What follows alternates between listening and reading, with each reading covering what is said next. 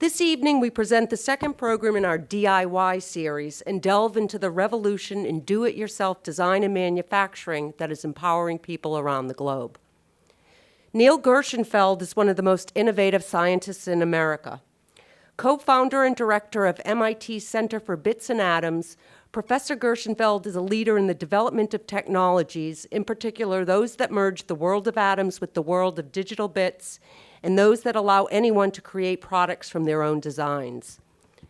The first phase of the DIY design and manufacturing revolution is in progress with Dr. Gershenfeld's Fab Labs. Complete with materials, machinery, and design tools, Fab Labs are being used by people in less developed countries around the world, not to create material objects they can already buy, but to create the things that they conceive and need. From wind-powered turbines and agricultural instruments to communications networks, housing, and beyond, Fab Labs are changing the nature of how people live, work, and play. The next phase of the revolution will take place with personal fabricators, or PFs. These machines, combining consumer electronics with industrial tools, will enable us to design and produce our own customized products at home. We'll be able to make almost anything, including new personal fabricators. And now please join me in welcoming Dr. Gershenfeld.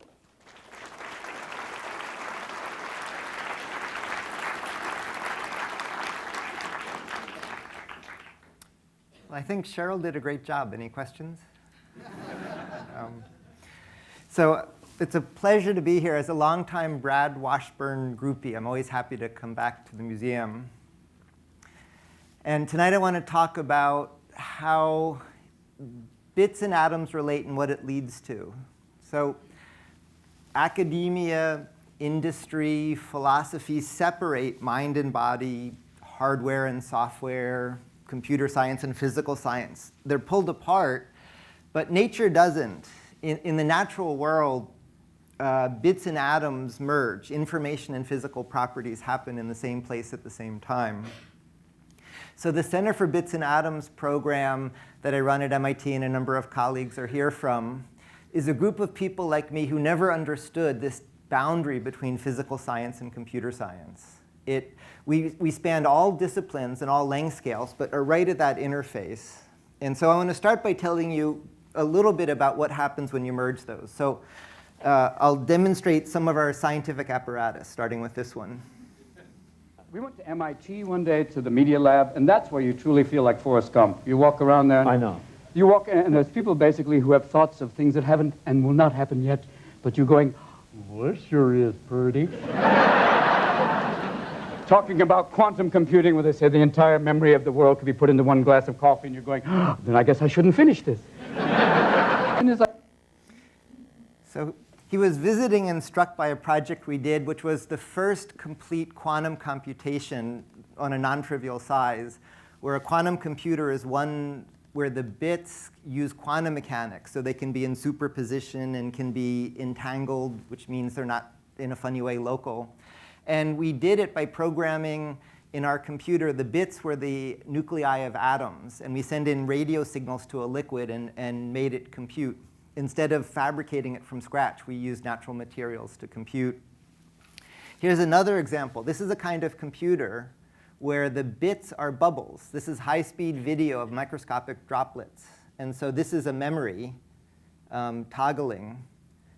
And these are logic gates. And this is slowed way down so you can see it. Each of these are logic gates. So this is a computer in every way you understand computer. But now the bits are materials, so you can print or paint or do chemical reactions or deliver drugs, not by interfacing silicon to materials, but the materials do their own computation. Or here's a workflow. Let's say you wanted to make a wrench. Instead of having a machine make the wrench, we've developed codes that work in the same way proteins fold in your body, but they let you make things. So here, the code is folding into the shape you want to make.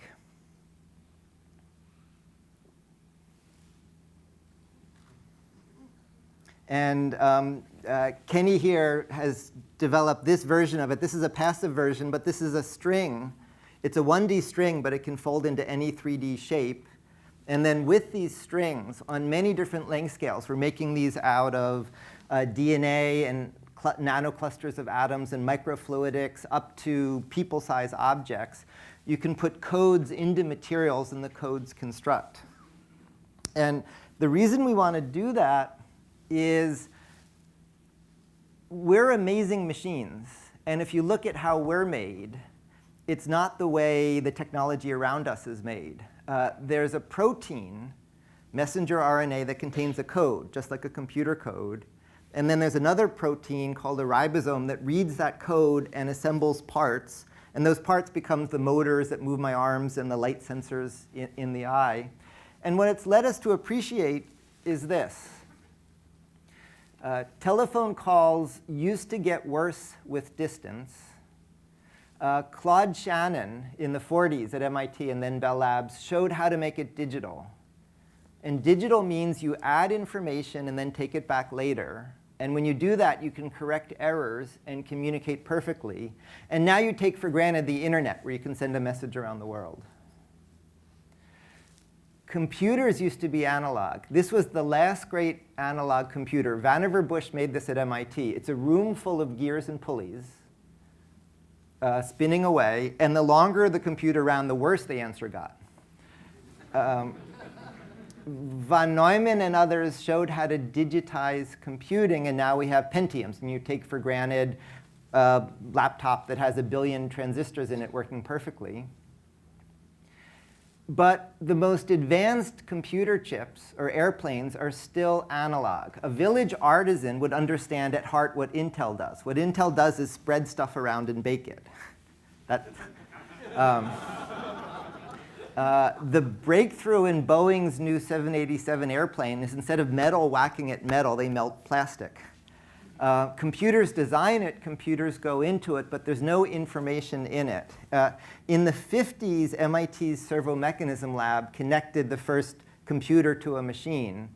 That's not what I'm talking about. If you look at how you're made, the proteins in your body do what Shannon and von Neumann taught us. The computer isn't controlling a tool. The computer itself actually is the tool.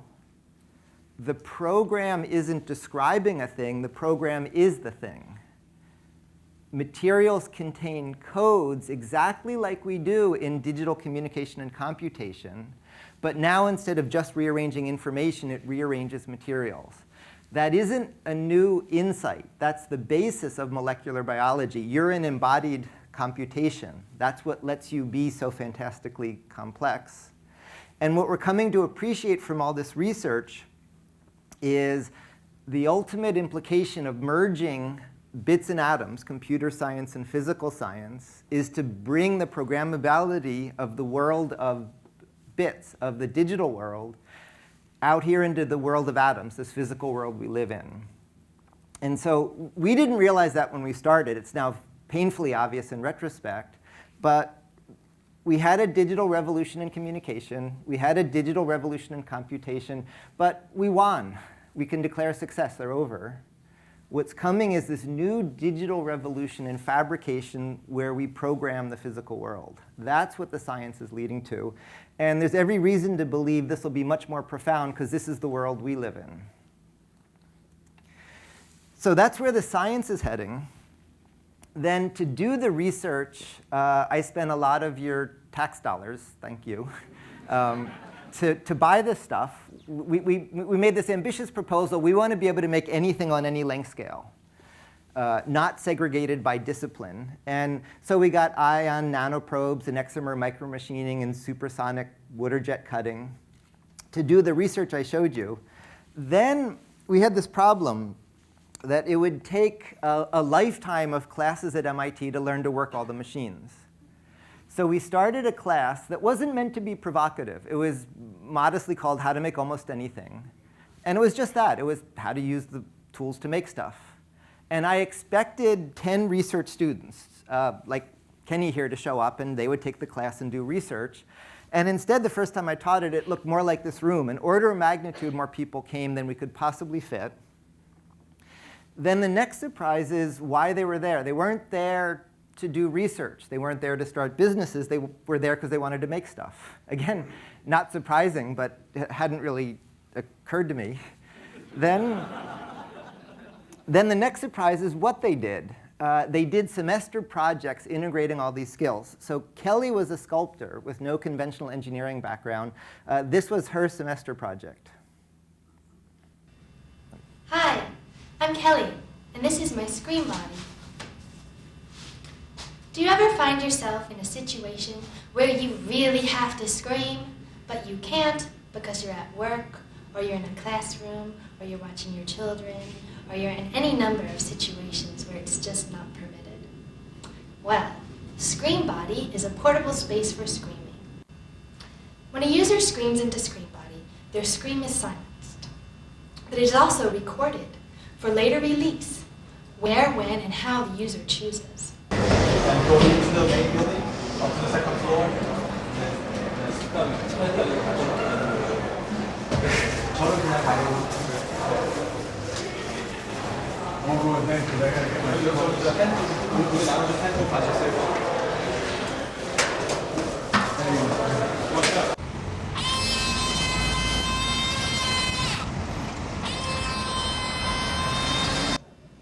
The main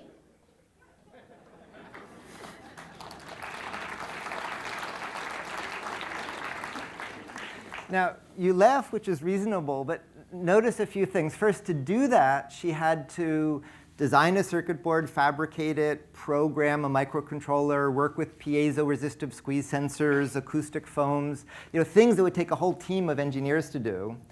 Then second is, it's unlikely a group of middle-aged marketing executives would target personal screaming as a business opportunity, even though everybody who sees this wants one. But Kelly didn't do it as a business. She just did it because she wanted one. It's technology for a market of one person. This was a web browser for parrots. It lets parrots surf the internet, talk to other parrots. They have the cognitive ability of a young child. They go crazy left home alone. Parrots loved it. Some of the companies we work with thought it was a bit frivolous until they realized the size of the pet market and realized you can't buy much more than fuzzy toys. And so pets are underserved for their IT needs. This was an alarm clock you have to wrestle with to prove that you're awake. And this was a good one. This was a dress instrumented with sensors and spines, so it would defend your personal space if anybody came close. And year after year after year, these projects happened until I finally got that the students were answering a question I hadn't asked, which is, what is all this stuff good for? And the answer is, if you rewind historically, in the early days of computing, Cambridge, Mass., Harvard, and MIT had a leading role. Then digital equipment was really the leading company commercializing them. DEC is now twice over bankrupt. Compaq bought DEC, HP bought Compaq. The head of digital equipment, Ken Olsen, famously said, nobody needs a computer in the home. The rest is history for DEC. But if you look, you have a computer in the home, but it's not there for inventory and payroll. It's there to listen to music, talk to friends, plan trips, do all the things that are personal to you. So the killer app for digital computing was personal computing, not big organizations computing for an individual. And what these students are showing is that the killer app of digital fabrication is personal fabrication. It's not making what you can buy in Walmart. It's making what you can't buy in Walmart. It's not mass producing nuts and bolts. It's making things for a market of one person. We shape our environment. We decorate nests. And we've gotten to this point where technology is done to us. And this touches a passion unlike anything I've seen, where we get to take control of our technological future again. It wasn't until I bought all these machines that I came to appreciate, at heart, there was a serious mistake made in the Renaissance that we can finally fix now. I encountered this when I was in high school and I wanted to go to the vocational school because you could weld and fix cars. And I was told, no, you're smart, you have to sit in a room. And it seemed like I was being punished. And nobody could tell me why being smart had anything to do with welding. And when I worked at Bell Labs, I got union grievances. And it was finally when I bought the machines, I came to appreciate literacy, what we teach as the liberal arts, emerged in the Renaissance as the trivium and the quadrivium, roughly language and natural science. And then there was this fork. There was this great moment when making things was called an illiberal art. That was for commercial gain, and that's when art and artisans separated. And what the students are showing is painting a painting or writing a sonnet is every bit as expressive as 3D machining or microcontroller programming. It's really literacy in these new means of expression that weren't available in the Renaissance in this world of digital fabrication. So the killer app for digital fabrication is personal fabrication, and the stuff is not mature market needs, it's you. It's stuff for a market of one person. So what that leads us up to is we have a pretty good research roadmap in maybe 20 years to make the Star Trek replicator. We're going to take these things, we're going to make the length scale smaller, we're going to make them in functional materials. Kenny will graduate before that's done, but maybe 1 or 2 students in, we'll really have students who graduate when they can make self-reproducing molecular assemblers. That's a pretty clear research roadmap. Then the real reason we're here tonight is the implications of this picture, although again, I didn't appreciate it at the time. This is one of my favorite pictures. This is Ken Thompson and Dennis Ritchie at Bell Labs inventing Unix. So before this moment, computers were mainframes used by a whole organization. Thanks to DEC, the now bankrupt company, there was a period where there were PDPs, these machines. PDPs brought computers from hundreds to tens of thousands of dollars. And that meant they could be used not yet by an individual, certainly not in your pocket, but by a work group. And so it meant a group of crazy theorists at Bell Labs could have a better idea for how to use a computer, and they could have their own PDP. Now, this wasn't easy to use. There's processor racks and I/O racks and storage racks and lots of wires to plug together. And there wasn't a single user interface, all kinds of programs. But just about everything you do today with a computer happened here. This is when modern computing happened, when it went from being what corporations do to what individuals do. And this didn't vanish. Just year by year, it got faster and better and cheaper until it went from that to this. But what this does really was pretty completely anticipated in this era. And so in the same sense, if the machines we have on campus are the mainframes of digital fab, and the 20-year agenda is the molecular pocket self-reproducing assembler, technologically, we're right in this era. There's a very close parallel. This is the period we're in, which means you don't need to wait 20 years to figure out how to use it. You can start using it today, and then it'll get faster and better and cheaper. But this is the historical moment we're in. And so that led to an accidental project that's now a tail violently wagging our dog. In search of solutions for the world we share. Principal Voices, in association with Shell. We've had a digital revolution, but we don't need to keep having it. We can declare success, we won. What's coming now is the digital revolution in fabrication. My colleagues and I started teaching a class called How to Make Almost Anything. And the idea was just that. It's a program looking at how the digital world relates to the physical world. And one of the core things coming out of the research is the idea of digital fabrication, making the Star Trek replicator, an assembler that makes anything you want by building the atoms on up. This is designed where you put in the ribbon. Millions of dollars of equipment at MIT are like the mainframes of digital fabrication. We can make anything we want using those tools. In 20 years, we'll make it so you can have it in the home. The Fab Labs are in between. They spread all around the world, letting ordinary people create technology, from South Africa to the north of Norway and from rural India to inner city Boston. Instead of spending vast amounts of money to send computers and energy and communication around the world, you can spend much less to send the means to create it. Energy, communication, computation, just to say the words, they sound big. They're being tackled as billion-dollar mega projects top down. Fab Labs is tackling them from the bottom up. We're just finding so many people with such interesting inventions and such great ideas. Sharing that is where I see this going. Principal Voices, in association with Shell. So none of that was planned. That was all an accident. Once we spend as much of your tax money, NSF came to us, the National Science Foundation, and said we should show social impact, do outreach. And usually that means like a website or a lecture at a local school, and it just didn't sound that much fun. So we had adventurous NSF program managers, and we suggested, what if we gave people the tools rather than the descriptions? And so no agenda, just we put together, in between tens of millions of dollars and the future research, a set of tools that's tens of thousands of dollars. And there's a kind of market research. These were the best used tools on campus. And they're enough to make functional systems, 2D structure, 3D structure, logic, actuation.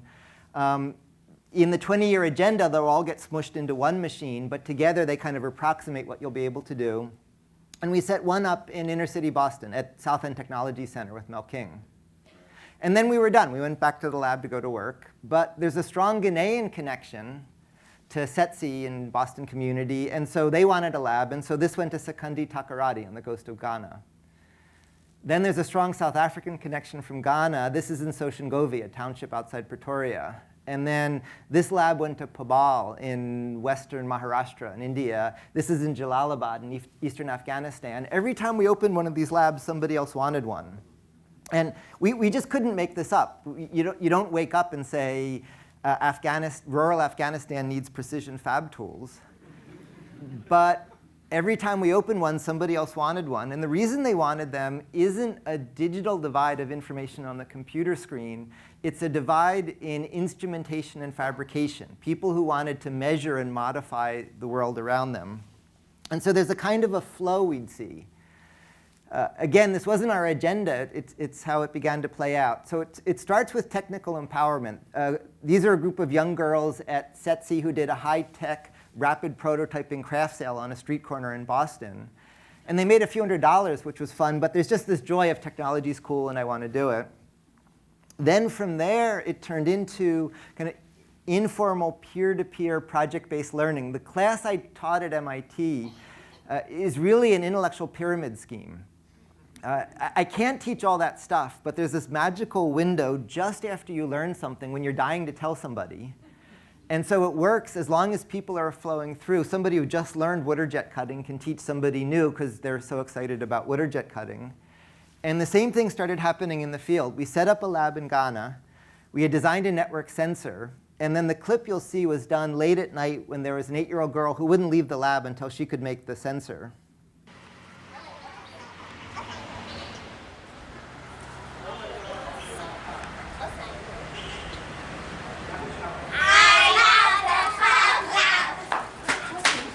Yay!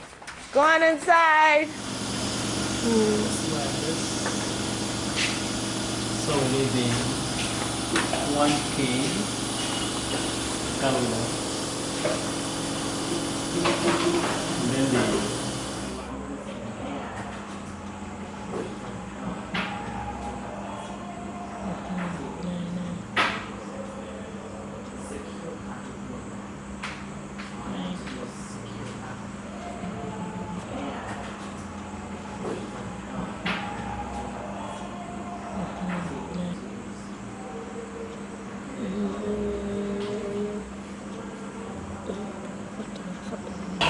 My name is Valentina Kofi. I am 8 years old.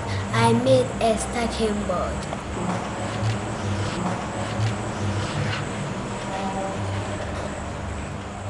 So she had done precision machining to make it so there's no chemical waste, surface mount rework, and she's about to load microcode. How many of you can do all of that?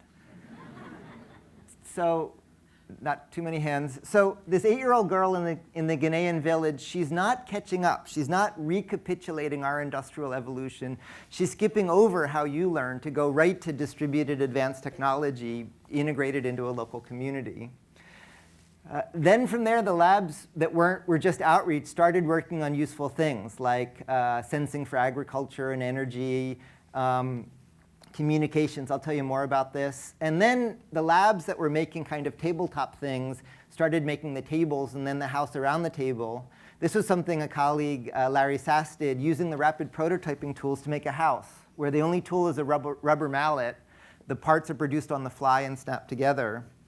This was an exercise in rapid prototyping to make a house for a few $1,000s on demand with the furniture. And what was interesting was after he built this, first a Cambridge building inspector, this was in a parking lot at MIT, showed up and said, there's a new building on campus, you need a permit. And then a homeless person thought that was really nice and moved in. So it's a good sign that it works.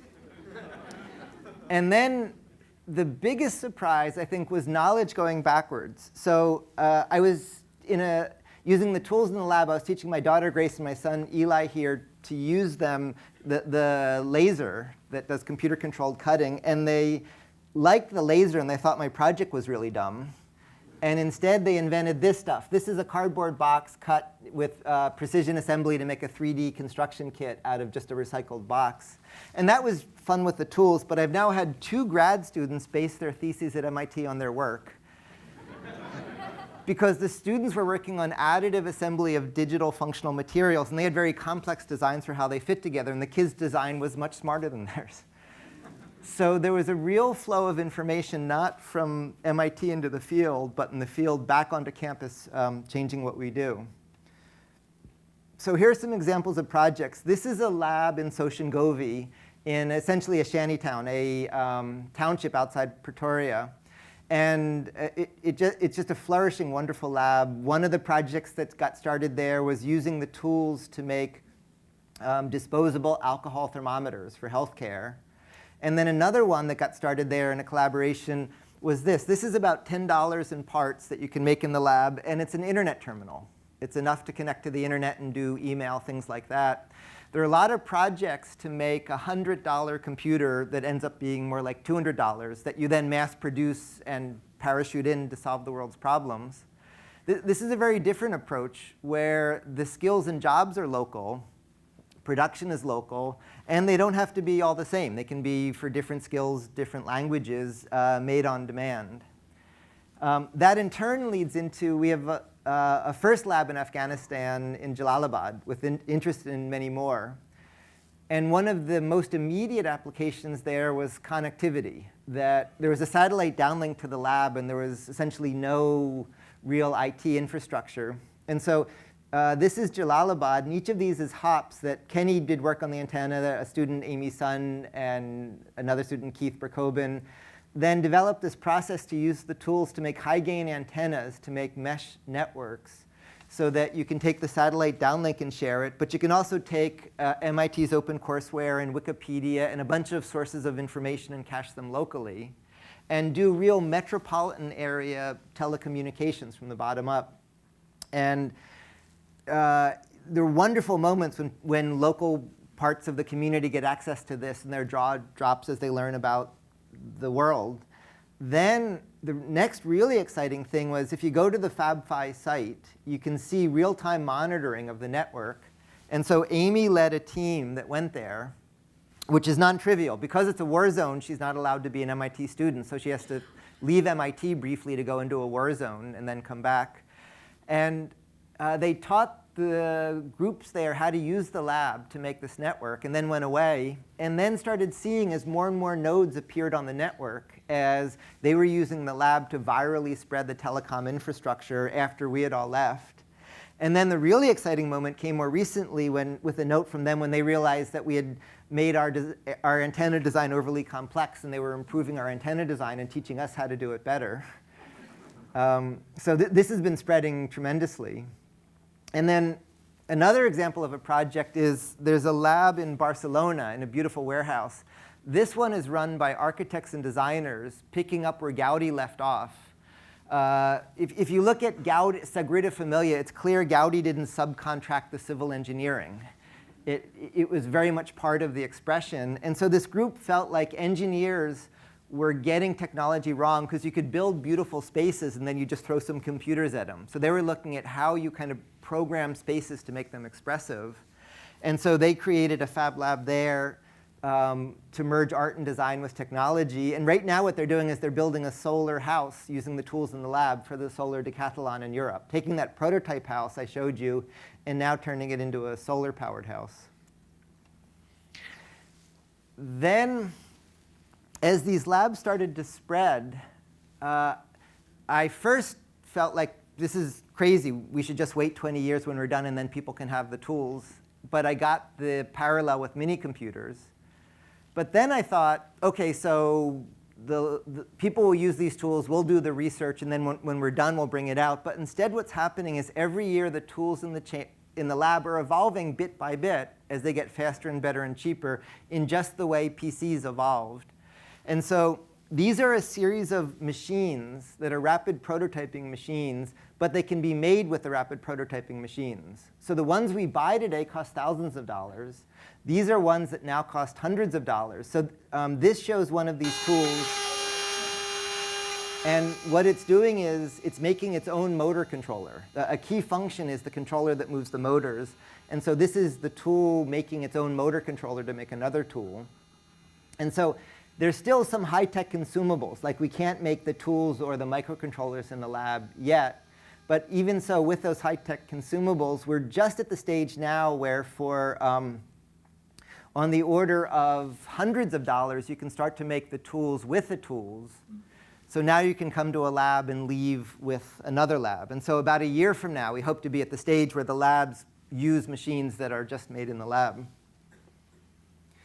So as these spread, our colleague Sherry Lassiter, who coordinates this network, noticed about every year and a half the number of labs was doubling. So now there's about 50 and about 50 of these coming.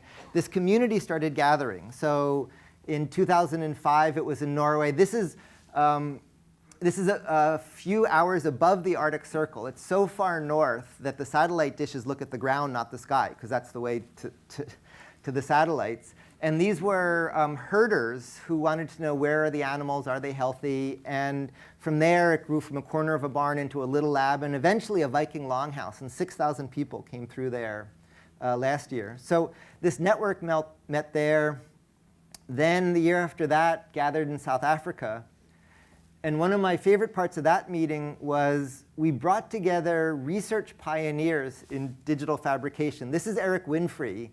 In his lab, this is a smiling face made out of DNA. Those are individual DNA strands. This is Charlie Bennett, who invented modern molecular and quantum computing. And then these are inventors from Soshin Govey. This is Tebu, who interfaced the cell phones in his house, the lights in his house to a cell phone for safety to control it. This is Rodney making little robot vacuum cleaners. And I came on this great lunch discussion of the grassroots inventors and these research pioneers, and nobody was doing outreach to anybody. They're just peers in this world of digital fabrication talking shop. Year after that, we met in Chicago, and that also included a mobile lab that's now traveling. It's in Ohio right now. This past year, we met in India. This growing network is meeting in Amsterdam this summer. And so to keep up with that, this is much too big for an out-of-control outreach project. And so we're spinning off now a nonprofit foundation, a for-profit fund, and a degree program. This is this lab in Norway. Hours above the Arctic Circle. And there was a really interesting moment. I took another one of my students there on a trip. And when we were leaving, he was very strange in the car driving away. And then he suddenly blurted out of the blue, "I'm trying to find a reason to leave." Because if you look at this lab, it's this beautiful Viking longhouse. There's fresh water tumbling down the waterfall. Fish jump out of the fjord. Hydroelectricity, fiber. The satellite downlinks go by there, so great fiber bandwidth. The tools we came to MIT for, but with much more space and nicer space. And with broadband video, we see each other there much more than colleagues on campus. And so he was trying to figure out why he was leaving this place to go back to the MIT, where it's crowded and noisy and didn't have any of these amenities. So given that, it really questions how you do aid, where the idea of the Fab Foundation is to recognize that invention itself is the most enabling kind of aid. We're not bringing inventiveness, we're bringing the tools for invention. The idea of the fund is venture capitalism gave us the tech revolution, but that's based on you make a pilgrimage to Sand Hill Road in Palo Alto and make a pitch. It doesn't do fan out. Microfinance has changed rural economics, but that's banking. That's loans for an asset, like a cell phone or a pump. What you need is micro VC, where global capital can go to local inventors, and then local inventions can go to global markets. But you do it not by shipping finished products, but by shipping data and then producing on demand locally. And we found we really had to get involved in creating the business structure. And then this degree program. We had amazing kids like the Valentina you saw in the video, or Hans Christian in Norway, or all around the world. And they've outstripped anything they can do in the local school system. And so the usual answer is, you're smart, you have to leave now. They have to go far away because they're smart. But in fact, if you can have the tools locally and connect globally, it leads to a very different educational model, where instead of coming to a central site, making a pilgrimage here, a few thousand people can fit at MIT, but the planet is a few billion people, so that ratio doesn't work. Instead of making a pilgrimage here or doing distance learning where you just get information on a screen, you can have work groups in each of these labs linked into a global campus. So we use video infrastructure with groups of students to run this global campus. This morning I gave a lecture to students in Iceland and Nairobi and Barcelona and all over the world, but in a collaborative classroom. And what's interesting is the accreditation bodies love this and embrace it, but they're not allowed to accredit it because our current accreditation is for a place. You can't accredit a network, you can only accredit a location. So we're having to invent new degrees and giving invented degrees, and then helping the accreditors figure out how to catch up to accredit planet Earth rather than a building. This is an essay I wrote in Seed on Is MIT Obsolete? And I conclude not all of it is obsolete. There's still an important role for MIT. But maybe half of what's done at MIT doesn't need to be there anymore.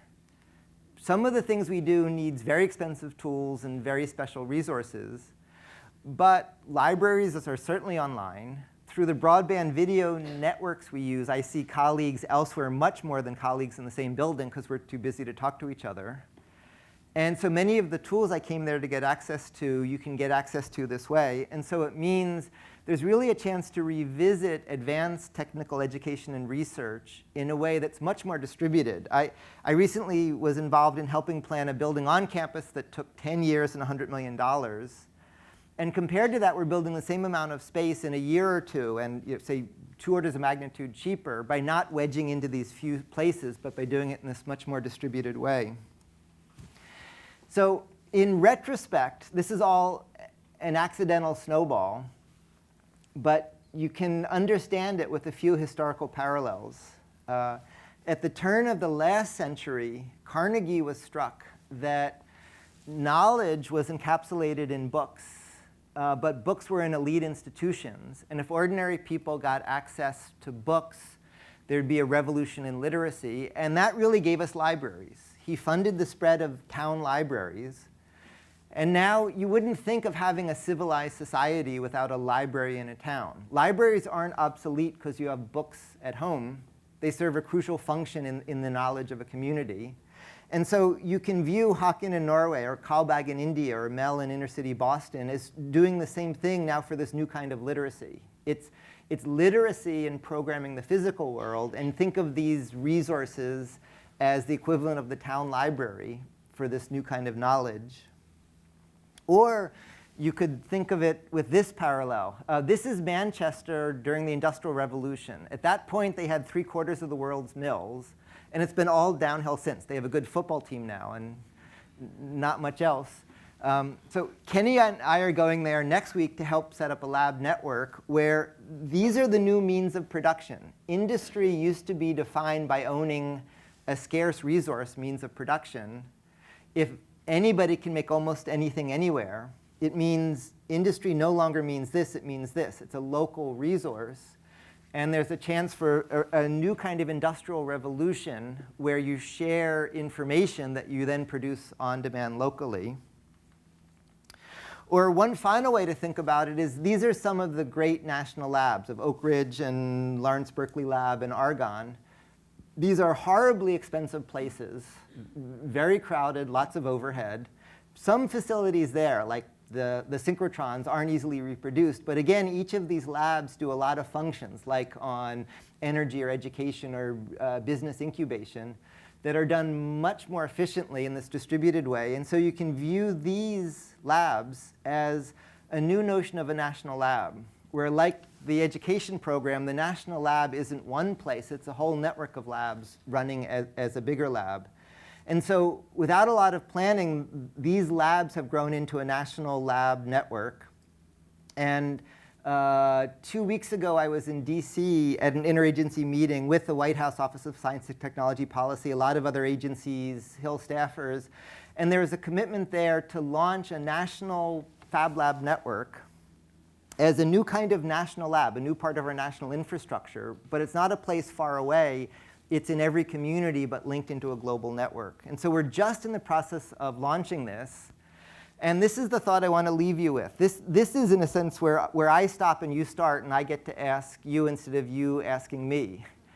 We're creating a new kind of national lab that's a community resource. And it's yours. It's ours. And to do this, we really have to reinvent. How does business work? How does education work? How do you live, work, and play if anybody can make anything anywhere? We're creating the infrastructure to do it. And this is a story for all of us now to fill in. So with that, this book, I'll leave a copy here, has slightly out-of-date story of where all this started from. You can find this talk and lots of other material linked off this site. And I'll be happy to take questions. Thank you.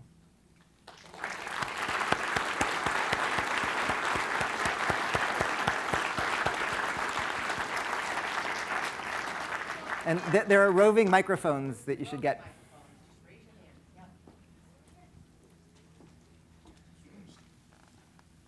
Hi.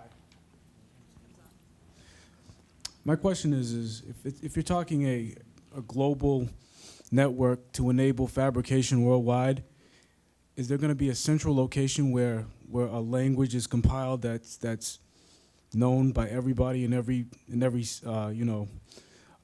location? Because if something brilliant comes up in the United States, how is it going to be readily shared with the lab in China if there's not a convention on language or something like that? So language, there's two or three answers to that. So answer number one is Kalbag in India, who's one of my mentors, where we set up a lab. He runs a rural science school for dropouts in a poor part of Western India. And if you think we have it hard, India has 3,000 languages. And his experience was language is a problem if you have an incentive not to communicate. But in this world we're creating where people have an incentive to communicate, they quickly pick up pieces of each other's language and sort of talk in a mix of them. And so he found with a strong incentive, language wasn't a problem. And we see that over and over in these global meetings. There's people here from all over the world, and kind of the shared language is the technology. Having said that, all the tools we use get translated into local languages to make it easy to do. But the kind of shared technology, to a surprising extent, ends up being like a kind of language that cuts across all of these people. That this is inner language, inner generation, inner size, sort of inner everything shared by the technology. I have two questions, actually. One of them is related to the scale of production here. You have a Fab Lab that's designed for, as you put it, devices with a market share, a market of one. But surely many of the inventions that are going to come out of this are going to have much, much bigger markets. Are you also working to produce an efficient path from the invention to large-scale production? And the second question is, it'd be great to have a national lab like this? Is there any reason to limit it to national? Yep. So to the first question of how do you scale production, there's two very close historical parallels that give guidance. You won't use this to make nuts and bolts because nuts and bolts are the same everywhere. But by definition, you volume produce the least interesting things and you custom produce the most interesting things. And the analogy is, if you look at how music evolved, music used to be owned by the labels or you played it for yourself. With Napster, there was a brief spike of yippee, nobody pays anybody for anything. And now we've settled into this interesting place where there's this whole ecology of markets of 1, 10, 100, 1,000, 1,000,000. So the likely output is not to change the mass production, but to create all these intermediate market scales that weren't viable. And a good historical technical guide is to look at printing. So Hewlett-Packard was able to buy Compaq that bought DEC because of inkjet printing. Inkjet printing is the closest I've seen to corporate money counterfeiting. If you go to their production line, they're producing what they call the pens, these cartridges, and this machine goes ka-chunk, ka-chunk, ka-chunk, and each one costs them like maybe $1, and then they're charging $40 for it. And that's happening in Corvallis, Oregon, not Silicon Valley. And the reason is in HP, volume and production ruled, and so there was a clear pecking order in the printer division. And whoever made the fastest printers was at the top of the pecking order. And so there's this crazy group that said, what if you could produce beautiful pages at low cost but slowly, but have a lot of different people doing it at the same time? We'd still produce the same number of pages, but they'd all be different. And the printer people said, it'd never work. Let's talk about throughput. And so they literally had to sneak away and hide. They went to Corvallis to hide from Palo Alto. And then the rest was economic history. So they're doing volume production, but it's volume production sort of on demand. And so I think the model here will be, don't discount the prototype as production if it's happening in lots of places, lots of time. We're still doing research on campus on how you scale these into high volume production more conventionally. But that doesn't look like what you think it means. It's not a whole factory of machines. The real route to volume production we're looking at is more like life. It's exponential fan out, where one of these strings makes another, and then that makes more of them. But I think for this Fab Lab story, inkjet printing is much closer to an analogy. To your second question about national versus international, all of us involved in this snowball view it. International doesn't even say it. It's sort of not defined by country boundaries. It's just defined by this global collaboration. But a lot of the funders have national fields of view. So when bills are being written in DC to help create this, representatives have a national perspective. So it's emerging as a global network of national programs to tap into regional sources of funding. Yes, who do you talk to arrange group tours of the labs? So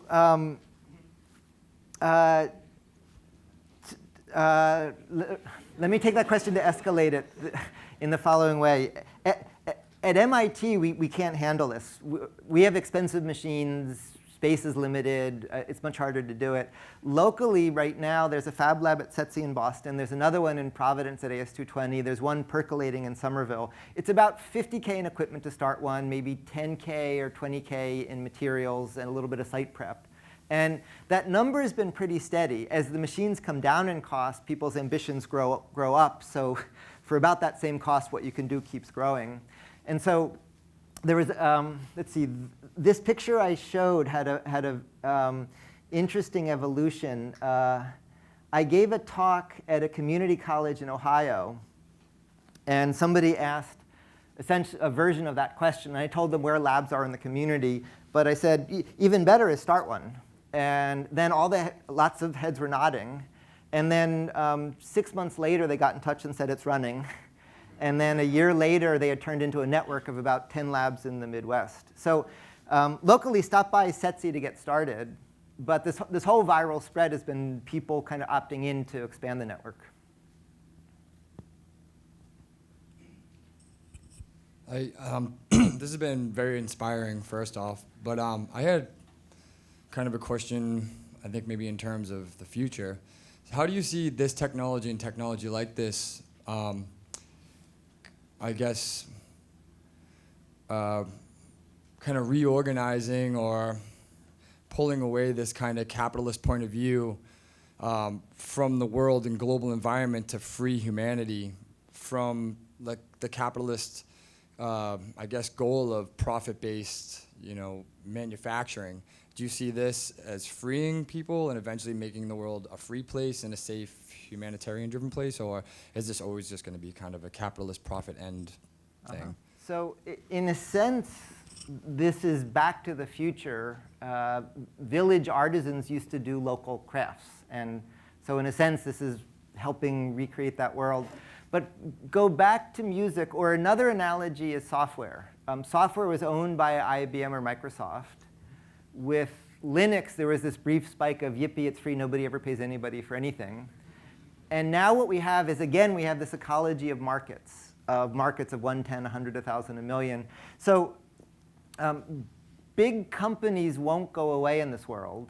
But again, almost by definition, what they do is the least interesting stuff because they do what's common to the most people.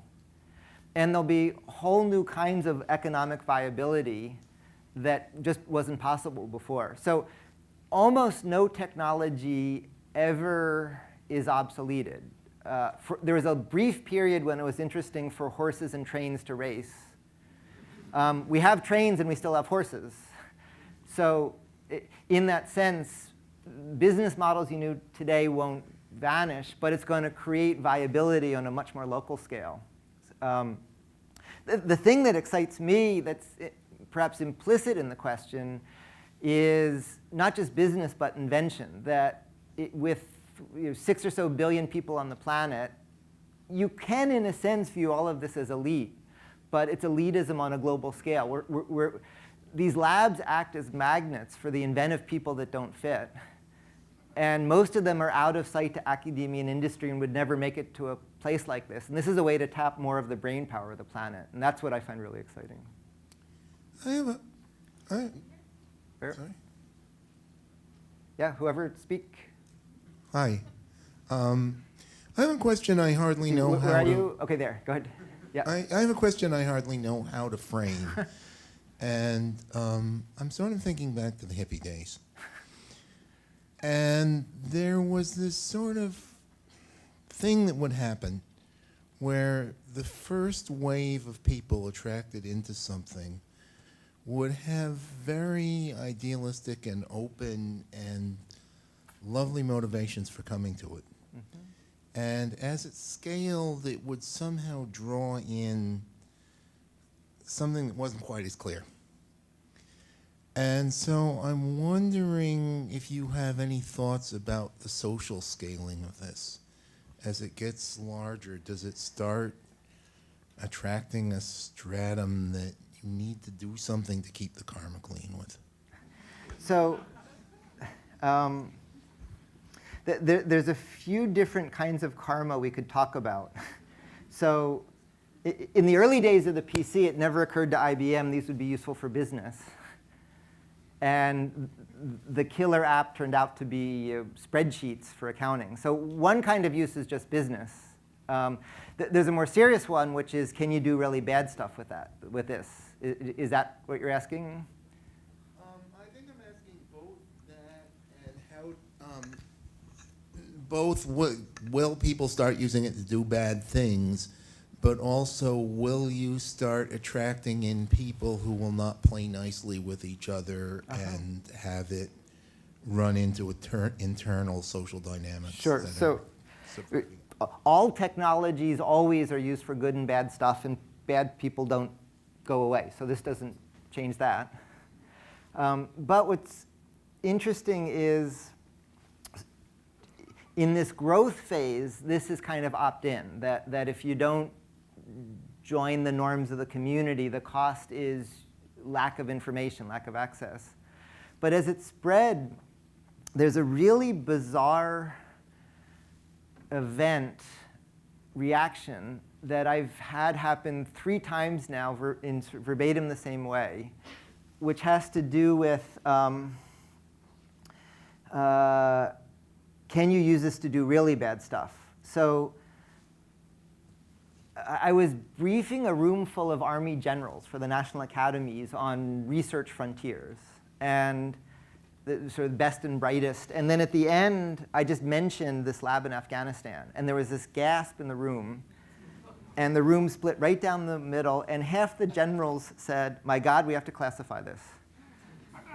And the reason they said that is we win by information superiority. And if the bad guys have access to all these information technologies, we're threatened. But bless them, the other half of the room, the other half of the generals said, what I would say, but it was great to see them say it, you can't classify it, it's too leaky. Blowing people up is a mature market need. You don't need a Fab Lab for an AK-47. That's a well-developed market. This is not for this is for bad guy fodder. This is for not the well-met market need, but for everybody else. And the best thing we can do is spread these. And so interestingly, the same thing happened with a meeting, again, with the national academies, looking at intelligence communities trying to find disruptive threats in America's frontier that might need to be tracked for the integrity of our society.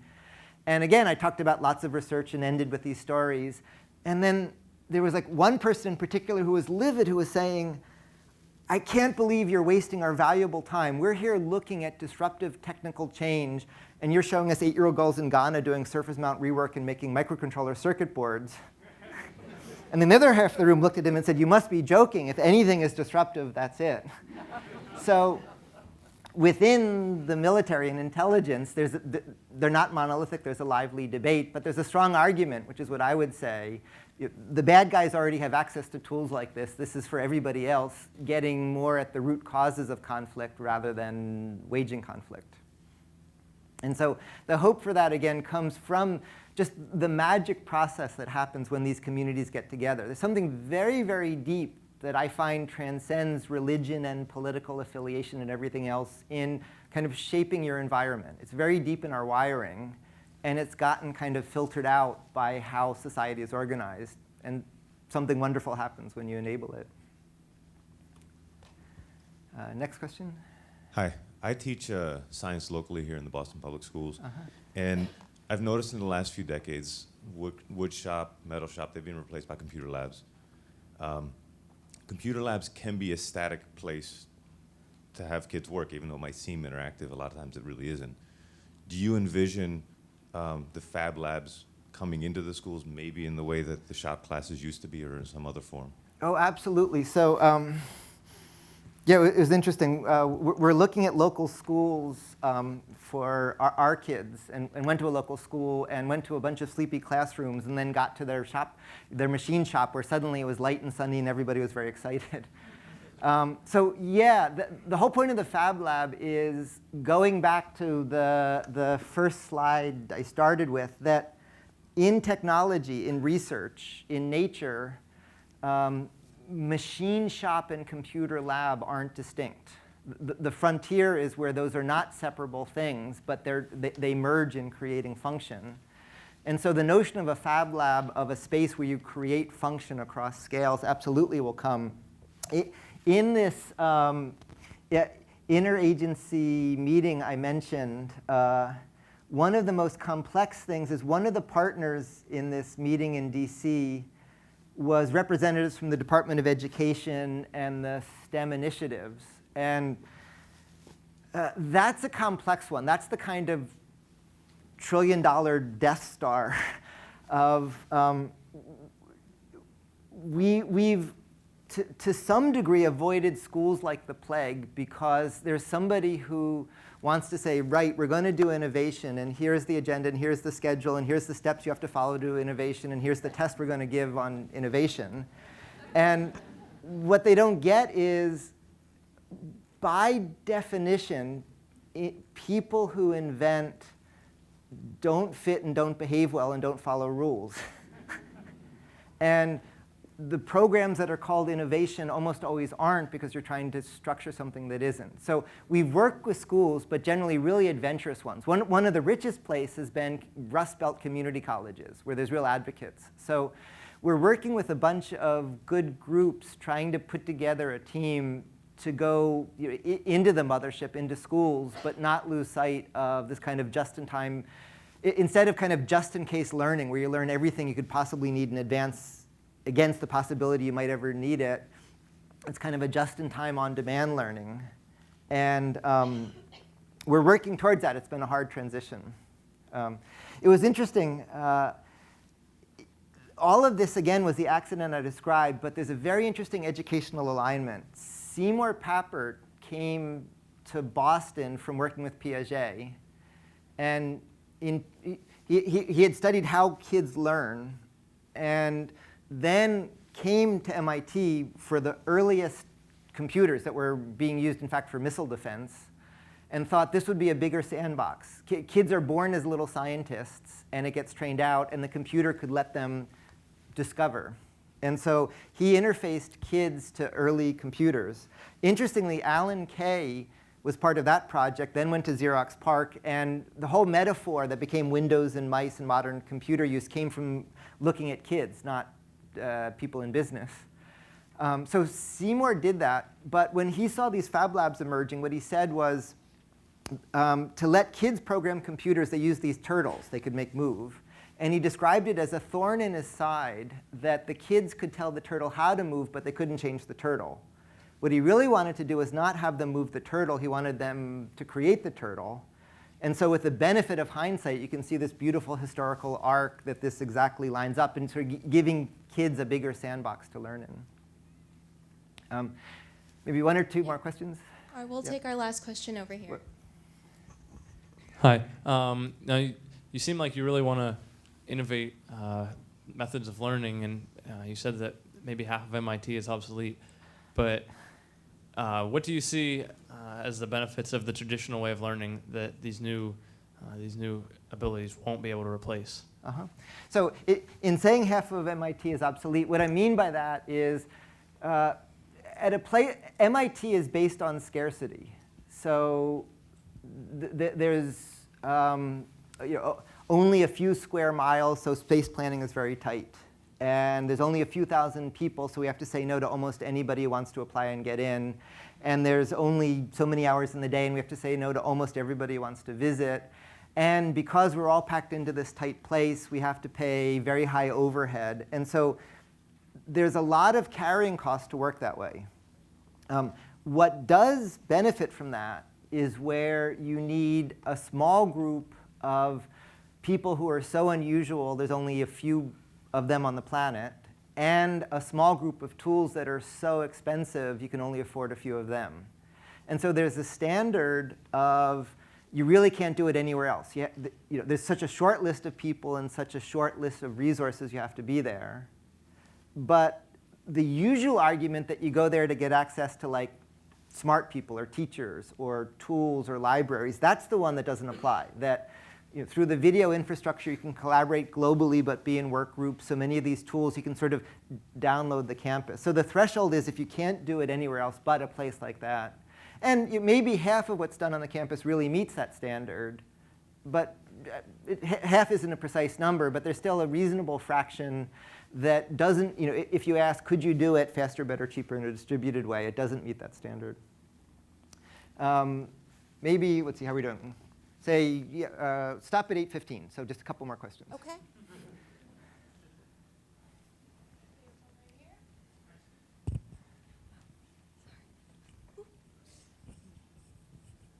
I work within the Boston Public Schools actually for a nonprofit, and we help with employment opportunities. And I actually work in the Hyde Park Education Complex, and there's a school there called the Engineering School. And I also help with after-school programs. So as someone who would be very interested in finding out how to apply potentially for grants or how to figure out how to start something like this in a local community here, what is the process to go through, sir? And I think it's a great product. OK, thanks. We've been racing to keep up with that good question. As part of your question is rapidly evolving. As part of this DC meeting of all these agencies, we're going to put together a public-private partnership that can receive proposals, can aggregate all of these sources of funding, can work with operational organizations to provide support. And so we're just turning on that structure. Right now, the application process has been, you figure it out. And that spread virally, but we're getting a little more structured. So I guess to start, if you search online, you'll find my name with a link to my email address and send me a note. And then I'll introduce you to, there's a seed team doing this and introduce you to them. And we're running some of the early lab proposals through that as guinea pigs. OK. Hi. I want to go back to the Renaissance and how we're going to undo that split between making and thinking, because they're not distinct. And it's very personal for me because I have a son who's a sophomore at public high school, and he's being told to go sit in a room because he's a smart kid. And it's clearly not what he wants to be doing. So, you know, sort of I understand your reticence to get involved with schools, and I think you're very right, but at some point we've got to, schools are what we've got, and we've got to get in there and make some cultural, institutional change. So it's a wonderful question, and as much it's, again, my turn now to ask you, not you me. But there's a few things emerging. One is STEM, science, technology, math, education, engineering. It is a sort of a totemistic buzz phrase. The administration states, everybody says STEM. We need STEM education. STEM is one of those words like innovation that terrifies me, where almost any program by definition that's an innovation program isn't. Likewise, just about any STEM program I've seen almost by definition excludes what the spirit of discovery at the heart of science. But there's tremendous buy-in to the notion we need to do something for STEM. And right now that is serving as a wedge that is part of the process I alluded to. There are a bunch of foundations like Gates Foundation and Department of Education offices and White House offices all trying to figure out what we do with the National Science Initiative, STEM initiative, realizing that what we're doing today doesn't work. So I think there's a time of great flux to say you need to do this as a model, but scale it. And the challenge to work out is how do you introduce this without killing it with curriculum? So that's the kind of top-down route where there's an entree we need to execute. Sort of all the doors are open. Like with the state of Ohio and the Gates Foundation, we did a STEM school based around a Fab Lab as a key resource. And that's been really successful. It's so successful they want to do a lot more. So there is an opening. But the second half of the answer, and I think these are going to meet in the middle, is when the accreditors said they loved the idea of this Fab Academy, but they didn't know how to accredit it, what they told me to do essentially was pretend you have a degree, start running, and then we'll catch up.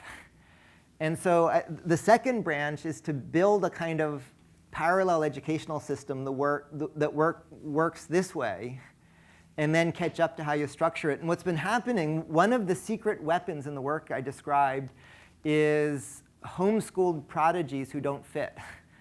There are these kids who just are refugees from the school system who have been showing up here and are now part of these Fab Academy classes. And we're trying to figure out how to kind of track their progress and give them degrees. And so I think there's kind of a top-down perturbing the educational system and a bottom-up inventing this parallel system, and we're going to meet somewhere in the middle. And so it's a great question. We have everybody's attention. We need to start filling that in now. Yep. All right, one last. Yeah. What do you think are the near-term implications of this technology with respect to medicine and the customizability of treatments for people, and what time frame? Yeah, so the straightforward answer is in the mix of applications just being done in the labs, there's all kinds of healthcare ones. So this was a really simple example of using the tools to do microfluidics.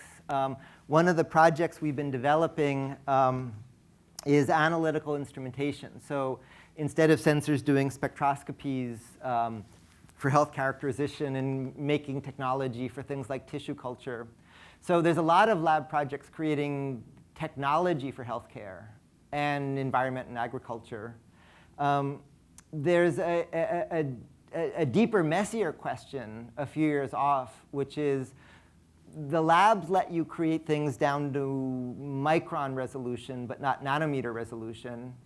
If everything I'm projecting happens the way I'm projecting in, say, 5 years, you can start to do ab initio molecular synthesis, where you get to do things like drug discovery, which is more powerful and more scary.